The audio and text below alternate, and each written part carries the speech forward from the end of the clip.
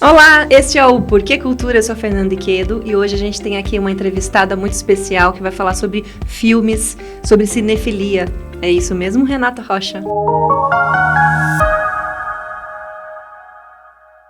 Isso mesmo, vamos falar de cinema. Muito bem, eu agradeço a sua participação, né? Você se disponibilizou a vir aqui no estúdio para a gente conversar, para falar também não só sobre o Cine S Metal que você está organizando, né? Fazendo uma curadoria, mas também a sua trajetória desde o Cine Senac e essa sua paixão por filmes aí que a gente vai investigar.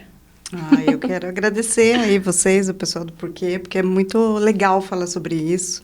A gente está num momento bom do projeto e eu já tenho esse histórico, né, de gostar disso aí há muito tempo, então é uma oportunidade de falar um pouquinho e trazer mais gente com a gente, né? Legal. Você é publicitária, é fotógrafa e surgiu quando essa sua paixão por filmes, assim, na faculdade de publicidade ainda? Depois? Foi antes, foi eu no ensino médio, na verdade, né? Acho que até eu comentei, assim, tipo, eu estava resgatando algumas memórias também de infância, sabe? De, tipo, o que a gente fazia e tal.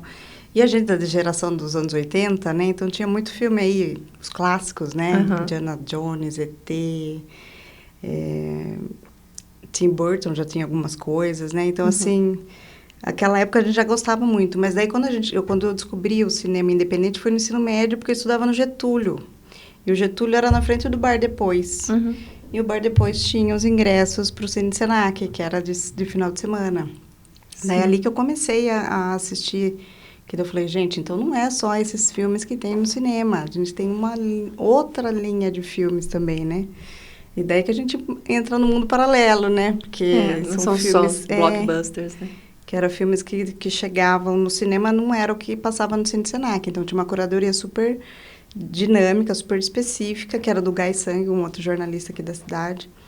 E daí eu fui atrás, né? Eu ficava indo muito lá. Quando eu perdia, eu ia na locadora, na Space Video, que era uma maravilhosa lá, que tinha todos... Da Terezinha. Isso. Eu adorava. Era programa de final de semana, a gente ia na Space Video, né? Sim. E gastava um tempo lá, olhando os DVDs. Primeiro os VHS. Sim. E aí depois passou para ver os DVDs. Mas então, quando não dava, alguma coisa não dava para ir no Cine Senac, a gente sabia que teria os filmes lá, né? Então, a gente alugava lá, pega na sexta, entrega na segunda, peça o final de semana. Então, foi aí que eu comecei, né? Daí eu estava no ensino médio ainda, depois eu fui estudar publicidade. Depois de estudar publicidade, eu fui fazer especialização em cinema. Uhum.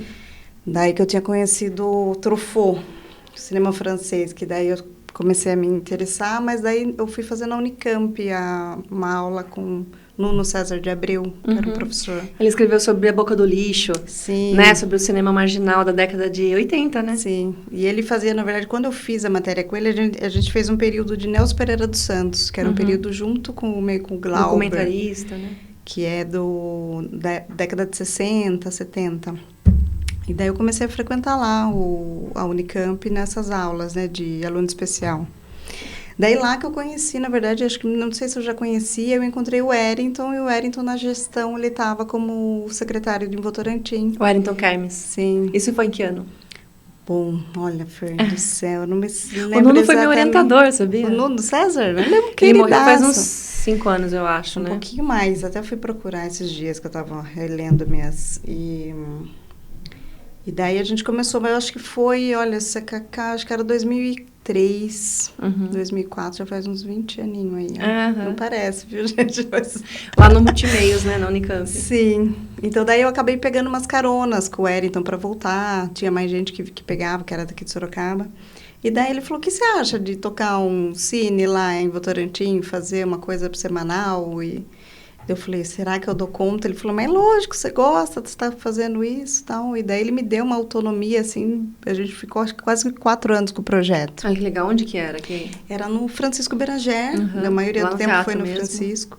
Depois de um ano a gente fez um experimento dentro do Panorâmico, o cinema mesmo, né? Daí a gente até brincava que ele cedeu pra gente fazer o cinema, então a gente levava filmes africanos, iranianos, argentinos e tal.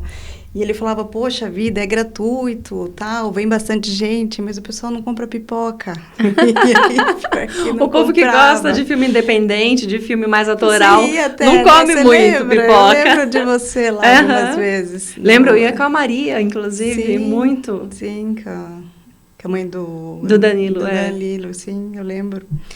Então foi uma época muito boa, assim, muito próspera, e era um projeto semanal também, né? Mas era filmes independentes do mundo todo, né? Então, foi bem bacana. E depois de lá, desse projeto do Cine, veio o projeto do Cinefest, que já existia com o Marcelo Domingues. Ele me chamou para compor aí na curadoria, na organização, né? E voltando um pouquinho no Cine de Votorantim, como que você fazia a articulação dos filmes para fazer a escolha mesmo, assim? Você fazia por períodos, assim, dividia em temas, ou procurava por países, ou o que estava mais em destaque em crítica, né? Era um mesclado de tudo, assim, mas por um bom tempo a gente fez por temática de países, assim. Então, a gente pegava, sei lá, o cinema alemão, trazia 3 vertentes diferentes do cinema alemão. Pegava filme, sei lá, francês e fazia as vertentes. E sempre seguido com bate-papo, com alguém convidado, ou eu mesmo fazendo uma mediação, uma mediação do filme. E daí a gente, ao longo do tempo, a gente vai formando um público, né? Um pessoal que gosta de ir, e sempre, depois de lá, a gente sempre batia papo, sempre rolava mais do que aquilo, né? Então, era bem interessante. É uma formação de público novo também, né? Porque quem ainda não conhece também, se começa a frequentar, começa também a ser formado com essa visão de mundo diferente, né? De arte, assim. Sim. Sai dessa ilusão apenas dos cinemas que tem em shopping, né? Sim. E, assim, dos filmes mais, assim, intrigantes, né? De você conseguir, tipo, até a gente brinca com o Paulo Betti, quando ele veio, ele falou assim, tem filme que a gente termina ele e ninguém entendeu, a gente tem que dar a mão, falar, a gente vai entender e vai decifrar esse filme. Não chega tanto, né, do cinema independente, mas, assim, tem muita coisa que a gente consegue ir por camadas mesmo e descobrindo a intenção do autor, do que ele estava falando, em que período ele estava. Então, é super interessante para... do jeito que mexe, né? O roteiro vira de cabeça para baixo, muitas vezes. Sim, de trás, né? Tipo, acaba fazendo uma... É instigante mesmo, para você conseguir, né, fazer esse pensamento mais crítico, você pensar um filme e não ter ele mastigado começo, meio e fim, né? Ou uma jornada do herói, né? Sim. Tão dada, assim, pro telespectador. Sim. Pro espectador. Mas você me falou uma coisa curiosa, que eu sempre passo lá na frente da Space e me lembro, né, dos finais de semana e das conversas com a Terezinha. Sim. Foi muito rápido, assim, quando chegou o DVD, muito rápido a extinção, né, da Texas Film ali, sim, na Barão de Tatuí. Que era perto também, né, da Space. Sim, tinha acho que 100% vídeo. Também, 100% vídeo, que era uma travessa da General Carneiro. Sim. E a Nicei... Eu morei muito tempo em cima da Jardim São Paulo, que era uma locadora também. Sim. Eu morava bem em cima, um apartamento bem em cima da locadora.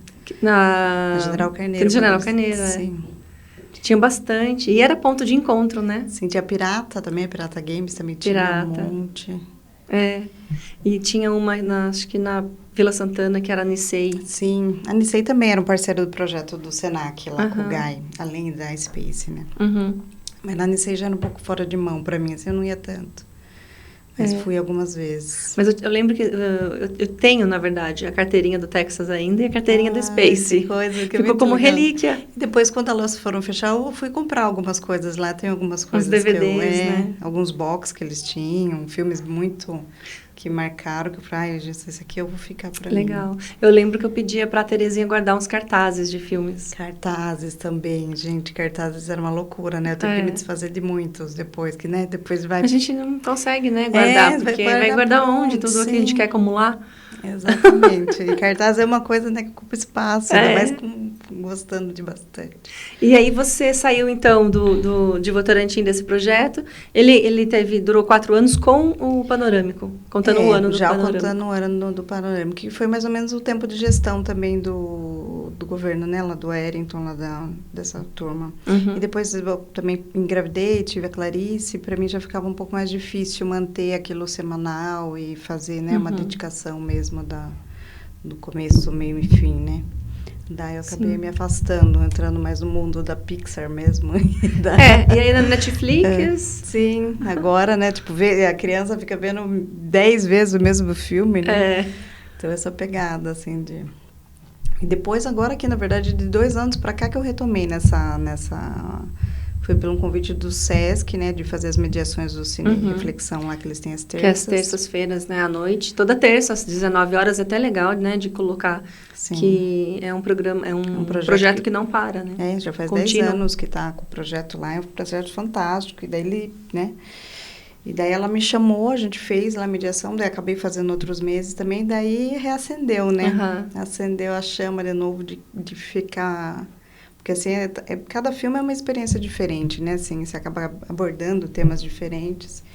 E essa troca, esse bate-papo, essa mediação depois é muito gratificante, assim, sabe? De participar.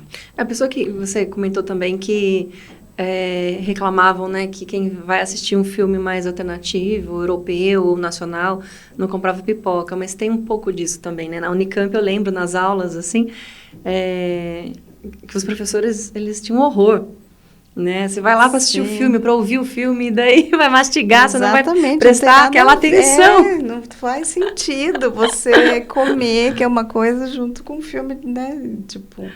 E tinha uma amêndola, a gente tem o Aeroval da Amêndola, que era um amigaço assim, meu, que ele que também me levou para vários... Ele era um grande incentivador, então... Em mostras em São Paulo, no Rio, eu ia com ele. Daí tem uma confraria de cinéfilos, que até hoje eu tenho amigos lá, que ele me colocou, que daí era uma turma que frequentava esses festivais, assim, que pegava aqueles pacotes maiores de ficar assistindo 3, 4 filmes por dia na mostra. Então, eu tive esse tempo também, essa época de fazer isso, sabe? De, tipo, pega filme às 2 da tarde, às 4, às 8, fecha tudo às 10. Depois, no outro dia, marca um café para conversar sobre os filmes e tal. Então, a gente tinha essa dinâmica, né? E antes da gente chegar no projeto atual, né, no Cine S Metal, queria que você falasse mais, assim, sobre seus filmes preferidos, assim, quais os destaques que você tem na mente agora, assim, os mais recentes, né? Não os preferidos clássicos. Então, é difícil dizer, viu? Porque, assim, agora que eu tô no cine, agora aqui do Cine S Metal, eu tô numa descoberta do cinema brasileiro, que eu acho que eu nunca me dediquei tanto aos filmes brasileiros como está sendo agora. Porque com esse projeto anterior, ou até mesmo pelo Sesc, era muito mais abrangente, né? E aqui com o cinema brasileiro, a gente percebe o quanto ele ainda tem filmes ótimos que não chegam pra gente. Então, nem eu que estou pesquisando tenho que ter uma busca até mais esmiuçada para conseguir chegar nos filmes. Que são filmes que não têm... Uma distribuição maior, né? Não tem distribuição, não tem marketing, não tem essa visibilidade, né? Então, você vai buscando, assim, tipo... por exemplo, um filme mesmo que, de repente, se inscreveu em alguns festivais que tem no Brasil, sei lá, tem Brasília, tem Tiradentes, tem Gramado, tem Nordeste todo... Mas, mesmo assim, tem filmes bons que ficam fora, porque a curadoria, às vezes, é minúscula, né? Enxuta, né? Não tem como. Então, tem muitos filmes aí que a gente vai descobrindo. E, assim, entre você descobrir esses filmes, assistir esses filmes, depois a gente conseguir passar e ter um público, é um desafio, né? Porque, assim, se você passa um filme mais popular, ou que pelo menos teve uma projeção maior, ou com um artista mais conhecido... Mas está sendo muito legal. E, assim... Tem muitas histórias que vêm se revelando aqui, né? No projeto do Cine, justamente por esse desconhecimento. E aí esses filmes trazem histórias assim que ninguém conhecia. Pois é. Até da semana passada a gente passou um documentário da Madre Maurina. Você mesmo que conhece, estuda o pessoal, né? Tipo, o período da ditadura e tal. Eu não conhecia a história da Madre Maurina. E é um documentário fantástico, assim, e super relevante no momento que a gente está, né, de negacionismo, de achar que é um período que... Então, tendo que conversar sobre isso, porque, assim, imagine, uma madre sendo torturada, sendo, né... Ela teve que ser exilada, ela ficou 10 anos fora do país, e aqui, Ribeirão Preto, do lado aqui, né, de Sorocaba. Então... O cinema tem essa abrangência, né? Mas, assim, é um filme que foi viabilizado pela Lei Paulo Gustavo. Então, eles estão fazendo uma divulgação meio que pontual, assim, no interior. E daí como que você chega nesses filmes e nas pessoas, né? Nos diretores, diretoras? Então, tem filmes que eu chego nos filmes, tem filmes que chegam para mim. Legal. Isso que está dando Bacana. bacana do projeto, que está acontecendo isso. Então, a gente sempre coloca lá, né? Tipo, quem tem interesse em exibir filme com a gente, entrar em contato comigo, tem meu celular, tem meu e-mail. E daí a gente faz essa curadoria e tenta encaixar com uma data. Tipo, esse da Maurina já estava meio que pra gente passar faz tempo, mas daí a gente falou, poxa, vamos esperar aí para calhar os 60 anos do golpe, né, e fazer essa exibição. Daí a gente teve aqui o diretor do filme, a diretora de fotografia e o produtor. Então foi super bacana contar com eles aqui. E eles têm essa disponibilidade de trabalhar nesse filme, nesse momento, né?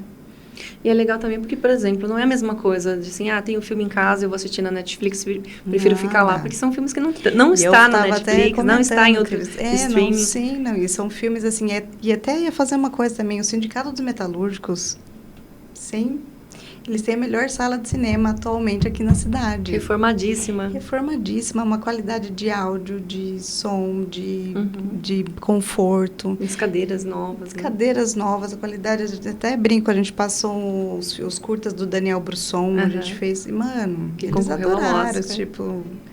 eles falam muito da qualidade que a gente tem aqui, então a gente está aproveitando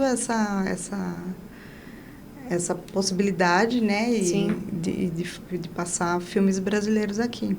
Então, e sem cobrar nenhum ingresso, é tudo gratuito, né? É tudo gratuito. A gente pede que para quem possa ajudar, na verdade, 1 quilo de alimento que a gente faz aí e reverte para o banco de alimentos. Mas é gratuito, a gente tem estacionamento, a gente tem elevador, a gente tem cadeira para obeso, a gente tem banheiros adaptados, então é tudo... vir e participar mesmo. E agora os temas, como que você define os temas? Porque, por exemplo, a gente está gravando agora, vai ao ar na terça. Que tema que está no mês de abril? No mês de abril, a gente tinha vários temas para colocar em pauta, assim, né? Tipo, eu gostaria de ter trabalhado talvez o mês todo dos 60 anos do golpe, mas até que calham uns assuntos no outro. Por exemplo, a gente vai falar sobre 70 anos de sindicalismo, que também vai fazer agora dia 12. A história do Sindicato dos Metalúrgicos, Sim, né? Que é 70 anos do sindicato. Então, assim, o sindicato e o golpe são quase 10 anos, que na verdade acho que tem um pouco disso, né? Tipo, por que o golpe faz 60 anos e o sindicato faz 70, né? Foi com o avanço do sindicato que veio o golpe, né? De tipo, que tudo se mistura, né? Entre direitos trabalhistas, entre avanço dos direitos, né? Então, a gente tem os filmes que conseguem calhar um assunto no outro. Então, uma coisa que gera, né? Que vai falar sobre o avanço dos direitos, mas que também... Teve os sindicatos foram tomados por interventores, né? Sim. Depois reacendeu aí com a luta pela democratização, 70, uma luta grande da sociedade, e os sindicatos começaram novamente a ter as vozes, né, ativas. Sim. Importantíssimo, porque sindicalismo e ditadura tem realmente uma veia ali junta. Sim, a gente está falando quase das mesmas coisas mesmo, né, por que acontece, né? E importante, como você tinha falado já, né? É importante porque ainda não é uma questão do passado. Não é Dia 8 do de passado, janeiro, sim. recente, teve né, tipo um golpe. Sim, uma tentativa de golpe que foi um golpe, né? Foi barrado depois, mas foi invadido e aconteceu atrocidades em Brasília, né? Então, precisa ser ressaltada essa importância da democracia, dessa luta democrática, e que é permanente, porque ela não está concretizada. Exatamente. Né? A democracia não está sólida. Desde 2016, aí, com o golpe, né, com o impeachment da Dilma, com essa reforma dos direitos trabalhistas, então é uma reconquista diária, porque não tem como, né? Então... E eu sempre falo assim que a arte ela é muito melhor funciona melhor do que um discurso político. Porque quando você acessa um filme e aquilo te toca muito mais, com mais qualidade do que um discurso político. Com certeza. Eu já estava falando de vários temas. Até esse mês de março que passou, a gente fez um encontro com o Comitê das Mulheres pela Democracia. E a gente estava falando, tipo... como a gente fez tema, sei lá, em novembro, a gente fez da consciência negra, né? Por isso são temas que a gente precisa trabalhar o ano inteiro, na verdade. E são coisas que se juntam, né? Porque, assim, você está falando de mulheres, estamos falando de mulheres negras, estamos falando de... Né, quando a gente passa uma temática que engloba o todo, né? Na verdade, a gente está falando de direitos, de minoria, de igualdade. Então, vem nessa ânsia, né, da gente conseguir entrar nesses assuntos. Sim. E o cinema é fantástico para isso, né? É porque tem todos os elementos da arte, né? Tem o visual, tem o sonoro. Exatamente. A narrativa. Então, você falando os filmes que me tocou e tal. Tem uns diretores, assim, tipo, os filmes do Ali Muritiba. A gente passou Deserto Particular. É um filme que eu adoro, assim, que eu passaria 1000 vezes. Porque eu acho que ele toca num machismo, na misoginia. Ele consegue... você tem empatia por aquela paixão que ele está sentindo e sentir aquele preconceito enraizado na nossa cultura, né? Que, às vezes, até a pessoa... luta contra aquilo, né? De tipo, né? De ter sido criado de uma maneira de e viver, né? Naquele contexto. De viver num contexto e se encontrar em outro e querer viver o outro e ter aquelas amarras, né? Então, você consegue colocar, assim... E a gente trabalhou vários outros temas aí desde julho, né? A gente começou o projeto em julho. Julho de 2023. Isso, tá semanal desde julho. Então, a gente conseguiu aí, em julho trabalhar, a gente inaugurou com o filme documentário sobre o Jair Rodrigues. Foi maravilhoso, o Jair Rodrigues com uma história fantástica. Eu tenho várias memórias do Jair, porque na época que a gente estava em Votorantim, que eu fazia o cine lá, ele via muito nas festas juninas, quando as festas juninas eram menores, eram mais, né? Então, ele era um cara... uma memória afetiva. E ele era um cara super afetivo, assim, de querer estar no meião do povo e tal. E esse documentário, na verdade, ele pediu para ser feito, esse documentário, e faleceu no meio do processo. Que foi uma fatalidade, aí, um infarto, mas, assim, eles conseguiram muito material de arquivo, e a família ajudou muito. Então, acho que a gente abriu com a chave de ouro, assim. Sim. E de lá para cá, a gente está conseguindo fazer várias... A gente fez alguns curtas também. No mês de agosto, a gente trouxe alguns só de Sorocaba. Isso que é legal também, a produção aqui de Sorocaba, a produção regional, sim, né? Porque tem muitos fazedores de cultura por aqui, né? Não tem espaço para exibir, não tem espaço, né? Tipo, o único que a gente tem, literalmente, é o SESC, geralmente, né? Que dá esse espaço para debate, para exibição. Então, a gente acha aqui no sindicato um espaço que acolha também e que consiga ser um fomentador de cultura, assim, né? E o sindicato tem uma trajetória também, assim, lembrando, né, do Mantovani, sim, né, do Curta Dança, que depois foi para o SESI. E, sim, então, é muito bacana, de né? apoio aos artistas. Esse apoio, E você falou do Daniel Brusson, sim, que concorreu ao Oscar. Maravilhoso. Então, você viu que agora ele tá aí com um curta com o Nick Cave. Nick Cave tá fazendo... Gente, é muito chique. É muito chique demais. Esse Nick Cave que tá com o Bruno. Né? Com o Daniel Brusson.